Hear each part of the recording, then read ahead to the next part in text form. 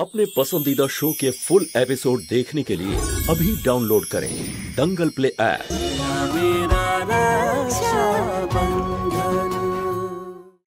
একটা পাখি হঠাৎ করে একদিন ঝড় এলো।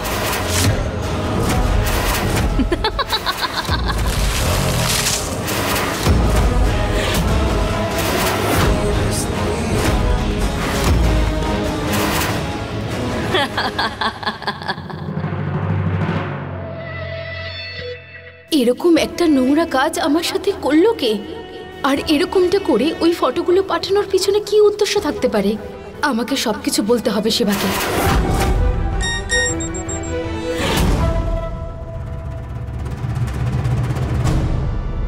এই ফটোগুলোর ব্যাপারে কাউকে জানানোর ভুল করো না, না হলে এই ফটোগুলো ইন্টারনেটের মাধ্যমে সোশ্যাল প্ল্যাটফর্মে ছেড়ে দেওয়া হবে। আর এরকমটা না চাইলে কালকে এসে দেখা করো।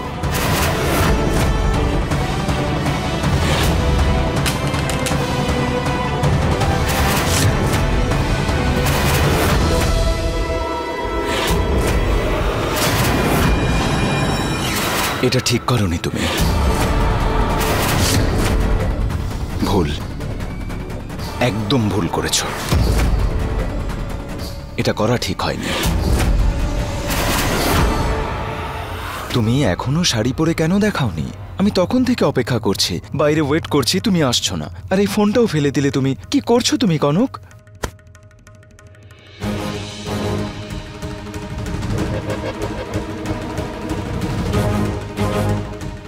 আমি দেখিনি, আমি তোমাকে সাহায্য করছিলাম, তো ক্ষমা করে দাও।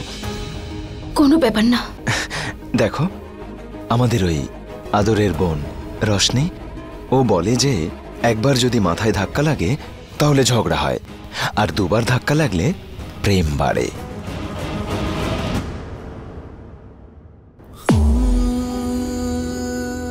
কনক, কি হয়েছে? কি হয়েছে?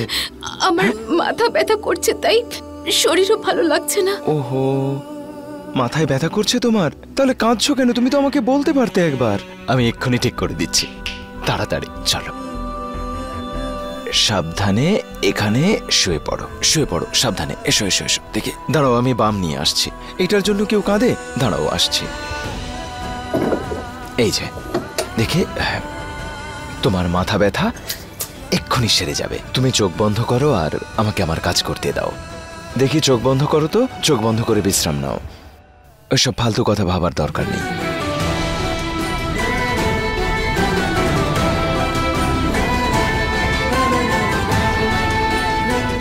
চলো ঘুমাও তো, আমি তোমার পাশে বসেছি। কিছুক্ষণ আগেও কতটা আনন্দে ছিলাম আমি, আবার কার নজর লাগলো আমার খুশির।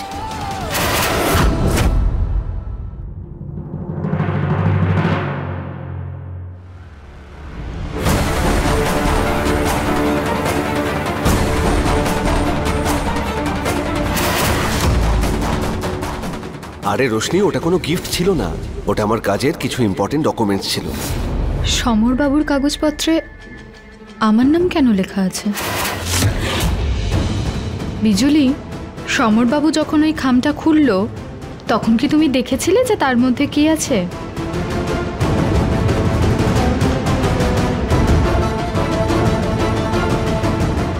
রোশনি দিদি,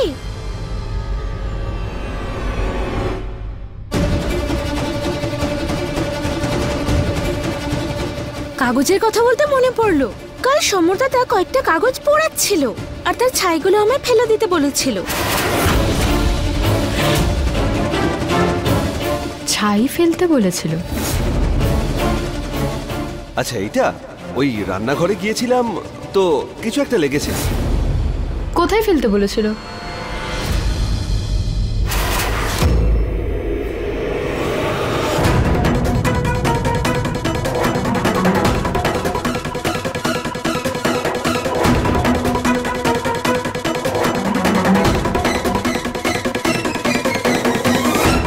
বিজলি আমাকে বলল সমরবাবু কাগজ পুড়িয়েছেন, আর আমি যখন ওনাকে জিজ্ঞেস করলাম যে ছ্যাঁকা কি করে লাগলো, তো উনি বলল অসাবধানে লেগেছে।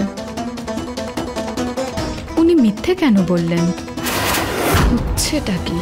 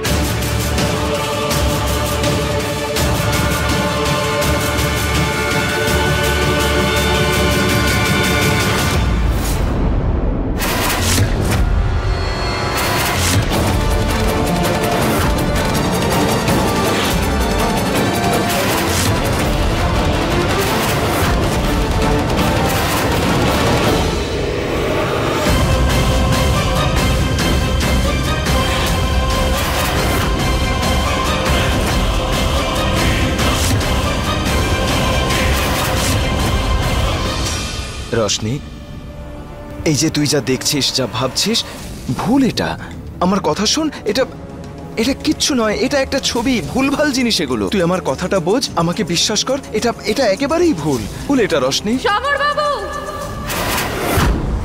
রশনি আমার কথাটা তো শোন, রশনি আমার কথাটা তো শোন।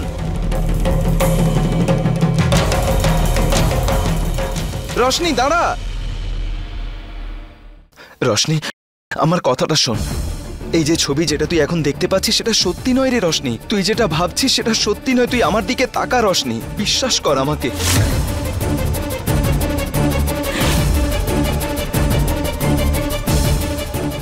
রশনি তোকে আমার দিব্যি, দাঁড়া।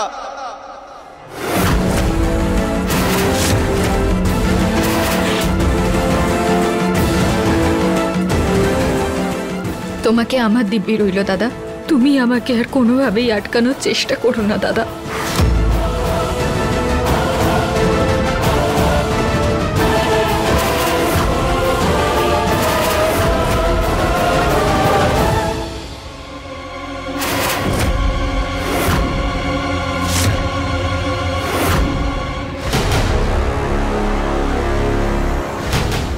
কি এইগুলো?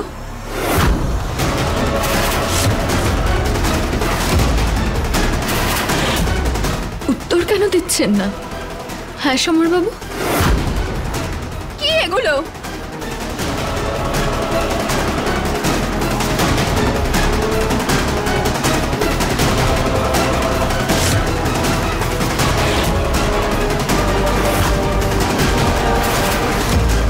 আমি জিজ্ঞেস করছি, কি এইগুলো সমর বাবু?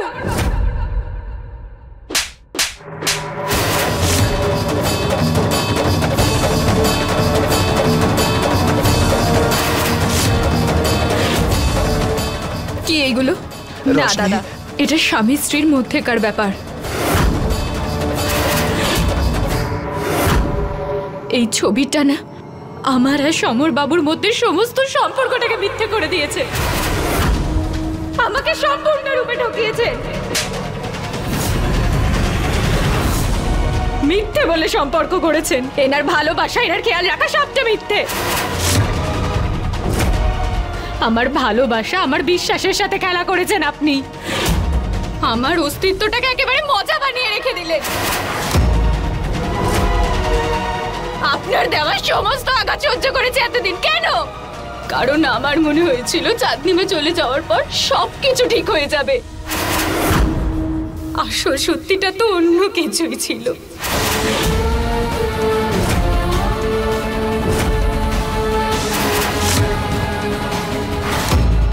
সব মিথ্যে বলেছেন আপনি।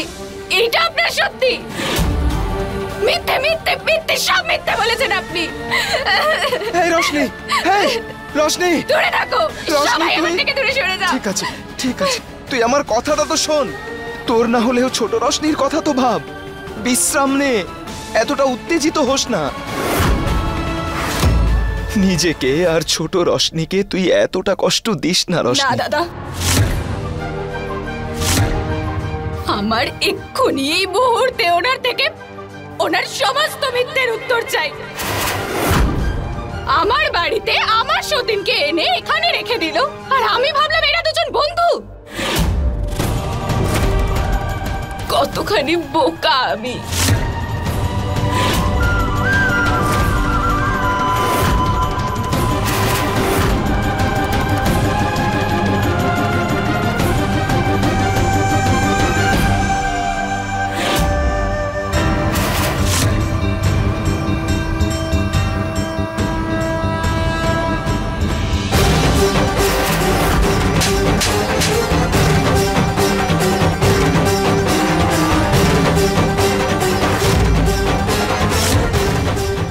রশনি, আমার কথা শোন। একটা মেয়ে হয়ে আরেকটা মেয়ের ঘর ভাঙার জন্য সমর বাবুর বন্ধু হয়ে এসেছিলেন না আপনি? একটু লজ্জা করলো না? আমার চোখে চোখ রেখে আমার বরকে বিয়ে করার স্বপ্ন দেখছিল। সত্যি জানতে চাও তো তুমি? আমি তোমায় বলবো আসল সত্যি।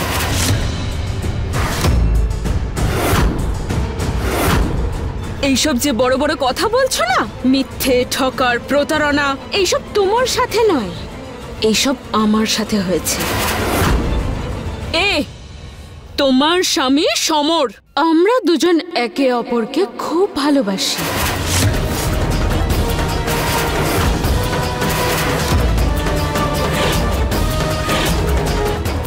বিয়ের জন্য কথা দিয়েছিল আমাকে, আর বিয়ে তোমাকে করে চলে এসেছে। আমার সংসার তো গড়ার আগেই ভেঙে গেছে, তাই এসেছি আমি এই বাড়িতে ন্যায় চাইতে, নিজের স্বপ্নের, নিজের ভালোবাসার হিসেব চাইতে। কিন্তু কি হলো? হ্যাঁ, এরা প্রত্যেকে আমার মুখ বন্ধ করে দিয়েছে। এই ব্যাস, এই ভালোবাসা, প্রেম, সম্পর্ক, বিশ্বাস, এই সমস্ত শব্দ তোমার মুখে শোভা দেয় না। সত্যি তো এটাই যে তুমি কখনোই সমরকে ভালোবাসোনি। তুমি সমরের জীবনে শুধুমাত্র চাঁদনী মায়ের ষড়যন্ত্রে যুক্ত হয়ে এসেছিলে, আর কিচ্ছু না, যাতে তুমি ওকে নিজের আয়ত্তের মধ্যে রাখতে পারো। আর তোমার এই বাড়িতে আসার কারণটা আমি বলছি, এই ভালোবাসা টালোবাসা এসব কিচ্ছু নয়। তুমি এসেছো কারণ যাতে আমাদের পরিবারে অশান্তি নেমে আসে, পরিবারটা ধ্বংস হয়ে যায়।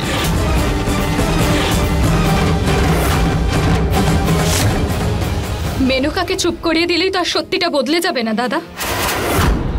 ও তো বাইরের লোক, আমাকে তো নিজের লোকেরাই ঠকিয়েছে। আমার সংসার ভাঙার জন্য ঠিক যতটা অপরাধী সমর বাবু, তুমিও ঠিক ততটাই অপরাধী।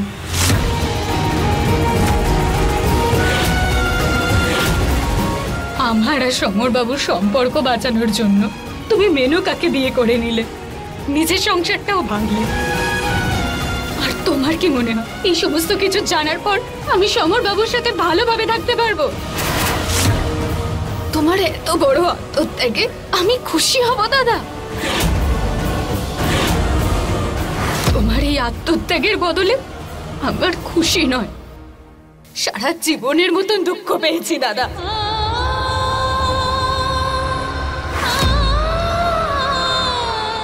এটাকে এবার তুমি কি করে প্রমাণ করবে? উত্তর দাও দাদা।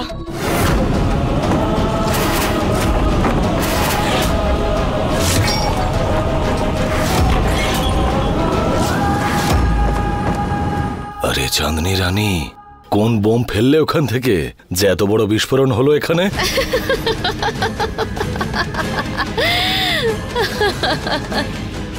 শুধু তাই নয় রে, এটা তো আসন্ন বিপদের একটা ভয়ঙ্কর সংকেত, আর আমার জন্য আসন্ন শান্তির শুভ সূচনা।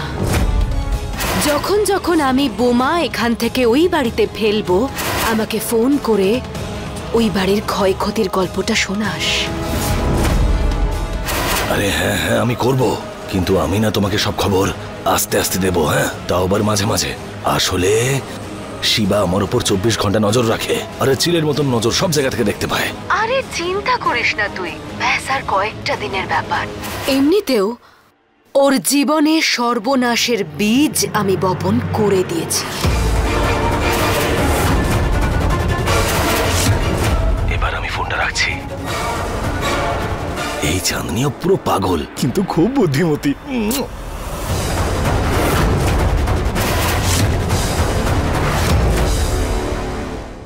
এত বড় আত্মত্যাগ, সত্যিটা তো সামনে এসেই গেল না? বাঁচাতে পারলে আমাকে এই সত্যি আর যন্ত্রণা থেকে? আর কতদিন তুমি নিজেকে এভাবে কষ্ট দেবে?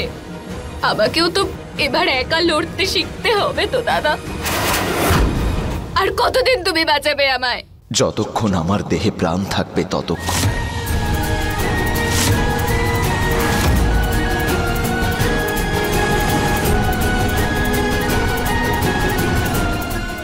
তুইও তো আমার সংসার বাঁচানোর জন্য নিজেও বিষ পান করেছিলি সমরকে বিয়ে করে। আমিও শুধু আমার দায়িত্ব পালন করেছি রোশনি, যাতে তোর আর ছোট রোশনির ভবিষ্যৎ ভালো হয়।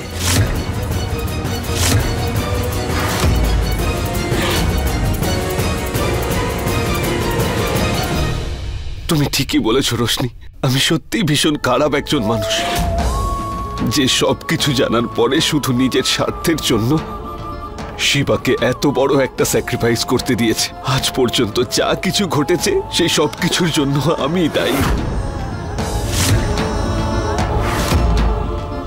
কিন্তু এটাও সত্যি যে যদি আমার মনে কারুর জন্য জায়গা থাকে, তাহলে সেটা তোমার আর আমাদের হবু সন্তানের।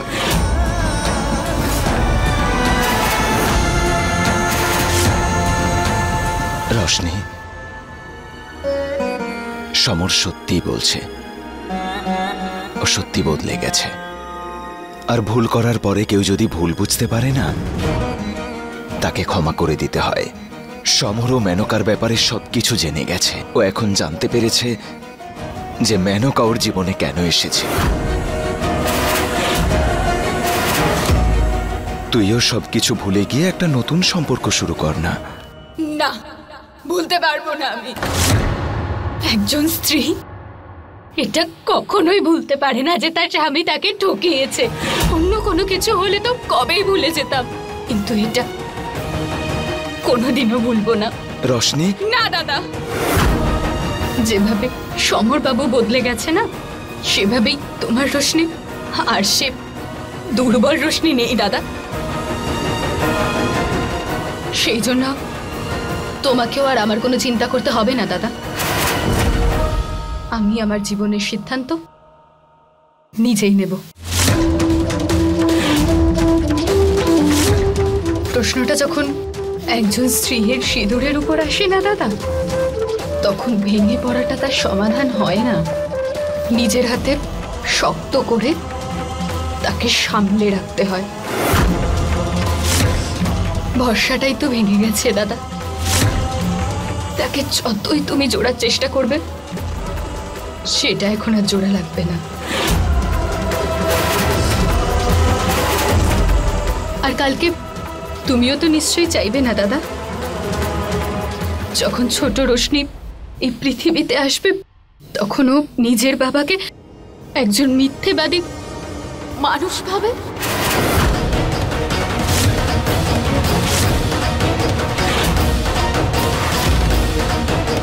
তাই না দাদা? এই জন্য এবার তুমি আর কোনো রকম কথা বলো না এই ব্যাপারে।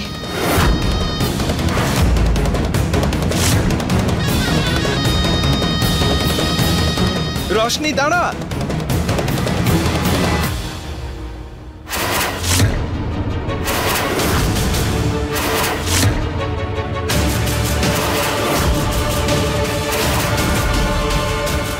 রোশনি, রোশনি, দাদা,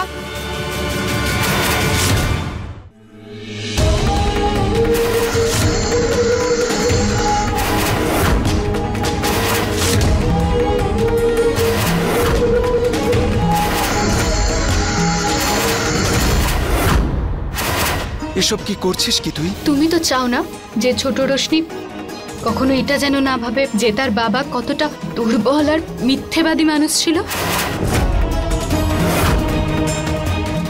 আমি তোমাদের কাছে অনুরোধ করছি যে এবার তোমরা এই ঘরে তখনই আসবে যখন আমি তোমাদের এই ঘরে আসতে বলবো।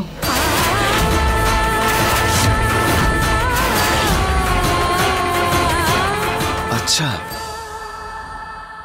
আমি জানি তুই তোর দাদার উপর রেগে আছিস, খুব মাথা গরম তোর, কিন্তু এভাবে তো রাগ প্রকাশ করবি? আমাদের দুজনের মাঝে এই লক্ষণ রেখা টেনে, কারণ তুই খুব ভালো করে জানিস তোর দাদা তোকে ছাড়া বাঁচতে পারবে না, তাই এই সব করছিস তুই।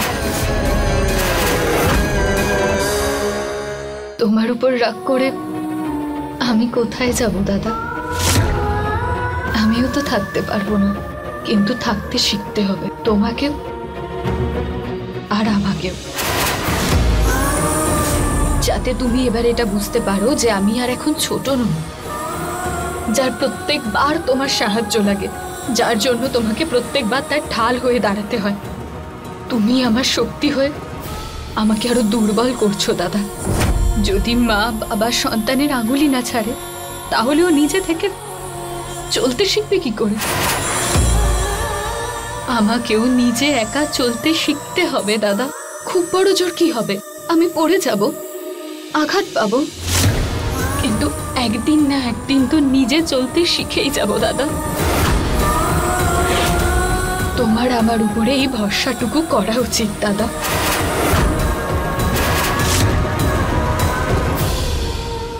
ঠিক আছে, হ্যাঁ একদম ঠিক আছে। তুই কঠোর হতে চাইছিস না? হ্যাঁ তুই কঠোর হ, আমি কিচ্ছু বলবো না তোকে। এই সিদ্ধান্ত থেকে তোকে আমি আটকাবো না, কিন্তু একটা কথা তোকে আমি বলবো, যে রাস্তাটা তুই বেছেছিস না, এটা ভুল রাস্তা।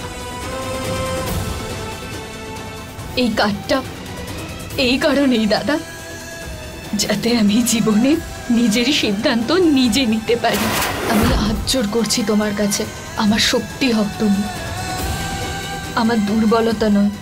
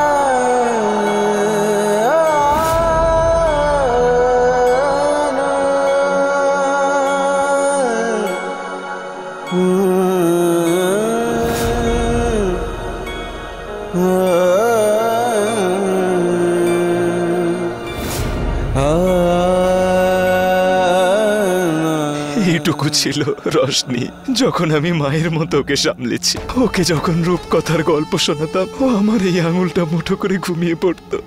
এই হাত দিয়েই ওকে খাইয়েছি, ওর চুল ঠিক করে দিয়েছি, ওকে হাঁটতে শিখিয়েছি আমি। আর আজ ও আমাকে বলছে ওর হাত ছেড়ে দিতে। কিভাবে ছাড়বো আমি? আমি জানি এই পৃথিবীটা খুব কঠিন। এই অবস্থায় ওকে লড়াই করার জন্য কিভাবে ছেড়ে দেব? ও কিভাবে সামলাবে নিজেকে? না না, আমার ওকে দুটো থাপ্পড় দিয়ে চুপ করিয়ে দেওয়া উচিত ছিল। যা খুশি বলবে নাকি ও? শিবা, না শিবা, সামলাও নিজেকে, সামলাও। এরকমটা কিচ্ছু করবে না তুমি। না না সামলাও না নিজেকে। না, রশনি যা বলবে সেই সব কিছু আমি শুনবো না। আর তুমি বলেছিলে না যে আমার ভালোবাসা, আমার লালন পালন করা একেবারে ভুল হয়নি? তুমি বলেছিলে না আমার আর রশনির সম্পর্কটা বড় পবিত্র, বড় মধুর? হ্যাঁ আমি বলেছিলাম। শিবা আমার কথা শোনো, তোমাদের সম্পর্কটা অমূল্য। কিন্তু যদি তুমি এটাই চাও যে রশনি বিশ্বাস করুক তোমাকে, তাহলে সবার আগে তোমাকে ওর প্রতি বিশ্বাস আনতে হবে যে ও ওর জীবনের এত বড় লড়াই একা লড়তেও পারবে আর জিততেও পারবে। শিবা, ভাই বোনের সম্পর্কটা খুব সুন্দর হয়, আর স্বামী স্ত্রীর সম্পর্কটাও আলাদা হয়। আর এটা স্বামী স্ত্রীর মধ্যে একটা সমস্যা, তাহলে সেটা তো ওদেরকেই সমাধান করতে হবে, তাই না? তুমি কিচ্ছু করতে পারবে না এই মুহূর্তে। তুমি তো জানো যে এরকমটা করলেই তো রশনি আর সমরের সম্পর্ক মজবুত হবে। না, রশনি যদি লড়াই করতে চায় তো লড়াই করুক, আমি ওকে আটকাবো না। কিন্তু যাই হোক, আমি ওর হাত কখনো ছাড়বো না, ওকে একা হতে দেব না কখনো। আমি জানি ও ছোট্ট, ও ঠিক ভুলটা এখনো ভালো করে জানে না। আমি জানি ওর জন্য কোনটা ঠিক কোনটা।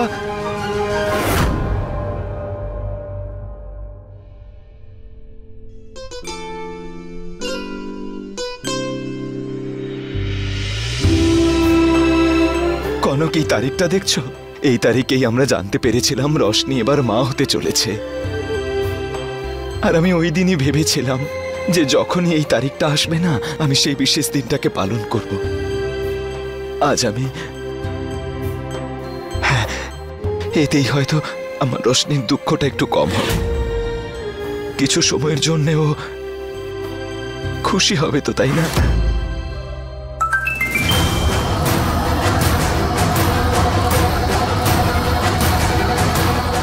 ঘন্টার মধ্যে পাঠানো অ্যাড্রেসটায় পৌঁছো, না হলে না আসার কি পরিণাম হতে পারে সেটা তুমি খুব ভালো করেই জানো।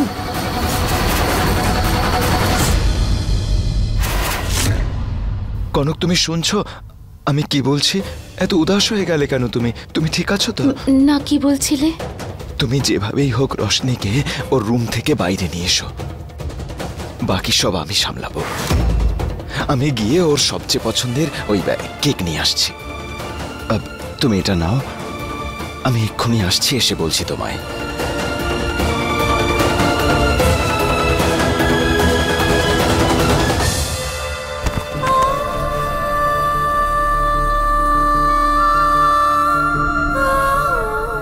কি এগুলো? আমিও শুধু আমার দায়িত্ব পালন করেছি রশনি, যাতে তোর আর ছোট রশনির ভবিষ্যৎটা ভালো হয়।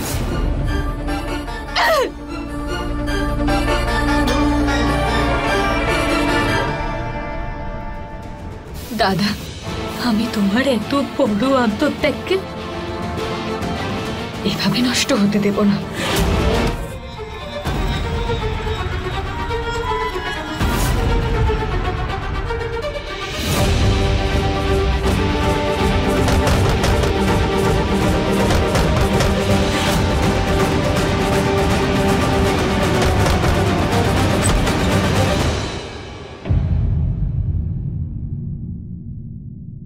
আয়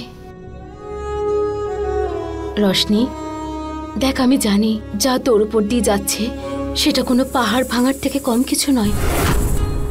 নিজের স্বামীর ওপরে যদি অন্য কেউ অধিকার ফলায় তার কি কষ্ট হতে পারে আমার থেকে ভালো কেউ জানে না। আমি সেটা সহ্য করেছি, কিন্তু আজকে তুই যে সিদ্ধান্তটা নিয়েছিস না, আমি কিচ্ছু বলছি না যে তুই তোর সিদ্ধান্তটা পাল্টা। শুধু নিজের দাদাকে না, তুই একটু সময় দে বোঝার জন্য। তুই তো জানিসই ওর তো অভ্যেস তোকে নিয়ে চিন্তা করার, তোর খেয়াল রাখার, তোর আশেপাশে ঘোরার। রশনি, তুই তো পৃথিবী ওর। আর আজকের দিনটা তুই জানিস ওর জন্য কতটা ইম্পর্টেন্ট। আজকের দিনে না ও জানতে পেরেছিল যে ওর ছোট্ট রশনি এই পৃথিবীতে আসবে। ও আজকের দিনটা সেলিব্রেট করতে চায় রশনি। আমি তোর সামনে হাত জোড় করছি রশনি। তোর দাদা এই পৃথিবীর সব কষ্ট সহ্য করতে পারে, কিন্তু তোর থেকে আলাদা হওয়ার কষ্টটা নয়। রশনি, ওর থেকে এই খুশিটা কেড়ে নিস না please. I request you, please. ঠিক আছে বৌদি, আমার কিন্তু মন থেকে খুব ভালো লাগছে। দাদার কাছে কেউ তো আছে ওকে বোঝানোর জন্য। তাহলে তুই তাড়াতাড়ি বাইরে চলে আসিস, আমার একটু কাজ আছে, আমি ওটা সেরেই আসছি। বৌদি, তুমি ঠিক আছো তো? আই এম সরি রশনি, আমি কি ফেস করছি সেটা বলে আমি তোকে টেনশনে ফেলতে চাই না।